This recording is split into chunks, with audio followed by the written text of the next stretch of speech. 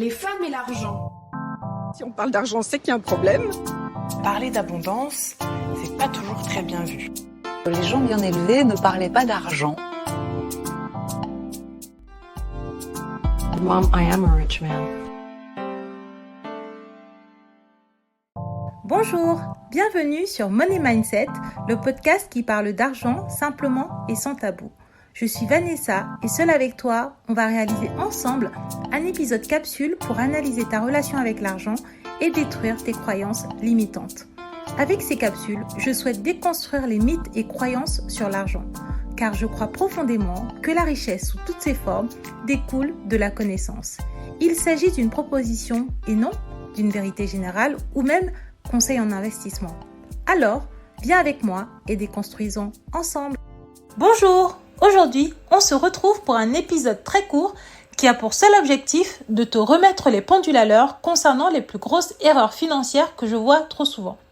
Cet épisode a pour but de t'aider à réfléchir et de te faire prendre conscience des mauvaises décisions financières que tu prends sur le court terme et qui sur le long terme ont un impact considérable sur ton patrimoine. Erreur numéro 1. Faire 50% en couple si vous n'avez pas le même niveau de revenu. J'entends très souvent que c'est une des conséquences de l'avancée des droits des femmes. Vous avez voulu l'égalité, désormais il faut assumer et cela passe par payer la moitié de toutes les factures. Mon avis est que non. Dans l'absolu, je n'ai aucun problème avec l'idée que si vous avez un salaire équivalent, il faut partager les factures et les tâches de manière équivalente. Mais actuellement, ce n'est pas encore le cas. Très généralement, les femmes gagnent moins que les hommes, donc je ne comprends pas pourquoi elles doivent payer la même chose au même prix alors qu'elles gagnent moins. Si pour moi tu gagnes moins que ton conjoint et que vous divisez toutes les factures à part égale, tu es en train de t'appauvrir pendant que lui s'enrichit. De plus, de nombreuses études ont montré que le style de vie des couples s'aligne sur les revenus de celui qui gagne le plus d'argent. Donc, en cas de séparation, tu es doublement perdante. Tu perds en niveau et en qualité de vie et en plus tu t'es appauvri dans l'histoire. Si vraiment monsieur ne veut pas entendre parler de proportionnalité concernant les charges, le seul compromis supportable à mes yeux, c'est lorsque le style de vie du couple est aligné sur celui qui gagne le moins. Erreur numéro 2. Aller faire des associations financières parce qu'on a peur de se lancer toute seule. Cette erreur me touche particulièrement car moi, j'ai attendu 5 ans avant de créer le projet Money Mindset. J'avais déjà un bout du projet en tête, mais comme une personne que je suivais beaucoup avait dit qu'il fallait un associé pour avoir de la crédibilité et qu'en plus je manquais beaucoup de confiance en moi, j'ai cherché pendant 5 ans une associée avant de me lancer plutôt que de peaufiner mon projet. Bilan, 2 ans après le démarrage, j'ai failli tout perdre. Cela montre un manque de confiance et d'estime de soi. Or, je n'en avais même pas conscience. Notre cerveau est extraordinaire pour nous raconter des histoires.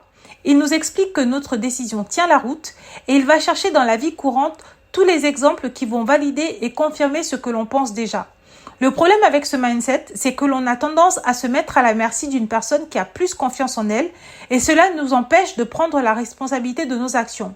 Et en plus, cela ne nous protège pas des problèmes ou des mauvaises décisions parce que ce n'est pas parce que quelqu'un a confiance en lui qu'il a forcément raison.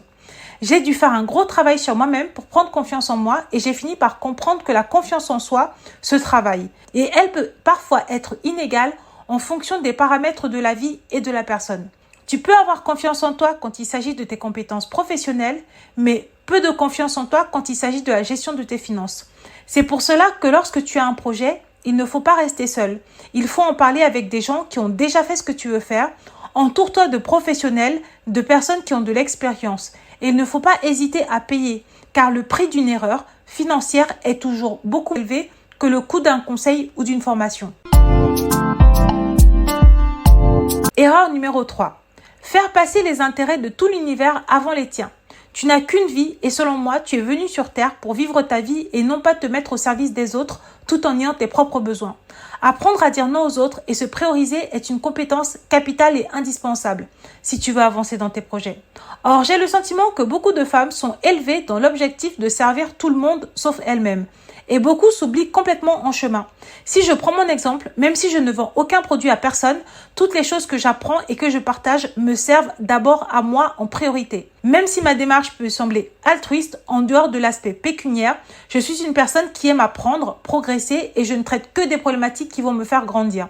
Je refuse par exemple toutes les questions et problématiques qui ne vont rien m'apporter. Erreur numéro 4. Ne pas identifier les mécanismes d'auto-sabotage. Quand tu procrastines alors que tu dois faire ton budget. Quand tu investis mais que tu ne suis pas tes investissements. Quand tu fais des dépenses compulsives. Quand tu oublies trop souvent tes factures. Quand tu prends beaucoup de mauvaises décisions financières ou tu fais beaucoup de mauvais investissements. Toutes ces choses te montrent qu'en fait, tu fais de l'auto-sabotage de manière inconsciente. Quand trop longtemps tu fais des choses et que tu n'as pas de résultats ou que tu enchaînes les mauvais résultats, il faut que tu prennes le temps de te remettre en question. J'ai fini par comprendre que la réussite, surtout financière, ça se travaille, ça se prépare, ça s'organise. Si tu persistes trop longtemps dans une spirale d'échecs, il y a un problème et souvent le problème se trouve au niveau de ton mindset qu'il faut travailler, qu'il faut muscler. Erreur numéro 5. Dépenser en avance l'argent que tu vas recevoir. Ça, c'était ma grande spécialité. Par exemple, tu sais que tu vas recevoir une prime en mai. En janvier, tu es déjà en train d'acheter des choses, sachant que cette prime va venir combler le trou que tu es en train de créer. Ou alors, tu sais que tu vas recevoir ta paie à la fin du mois. Dès le 10 du mois, tu es déjà en train de laisser filer le découvert parce que tu sais que ce découvert va être comblé par ta paie. Et si la prime ne venait pas? Et si un autre imprévu se présentait entre-temps? On ne dépense pas de l'argent que l'on n'a pas tout de suite, c'est la base. D'ailleurs, même si tu as l'argent, j'invite de plus en plus les femmes à se questionner sur l'acte de consommer la chose en elle-même. Est-ce qu'elle correspond à un besoin réel ou à une envie passagère? Est-ce que nous ne sommes pas plutôt en train de vouloir acheter quelque chose pour coller à une image ou rentrer dans un moule? Voilà, je t'ai fait un récapitulatif des 5 erreurs que je vois trop souvent en matière d'argent pour que tu puisses les avoir en tête et que tu puisses analyser ton propre comportement. Est-ce que tu fais l'une de ces erreurs? Si oui, n'hésite pas à venir parler avec moi. Je pourrais peut-être t'aider à te débloquer. Bisous. Merci d'avoir écouté ce podcast. Si tu l'as apprécié, n'hésite pas à le partager à ton entourage.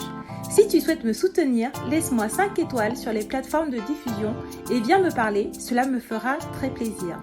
Pose-moi des questions, laisse-moi des commentaires, ainsi j'aborderai des thématiques qui te concernent directement. Tu peux me retrouver sur mon site web, Instagram, ainsi que toutes les semaines via ma newsletter. Au plaisir de te retrouver pour de nouveaux épisodes. À bientôt. Bisous.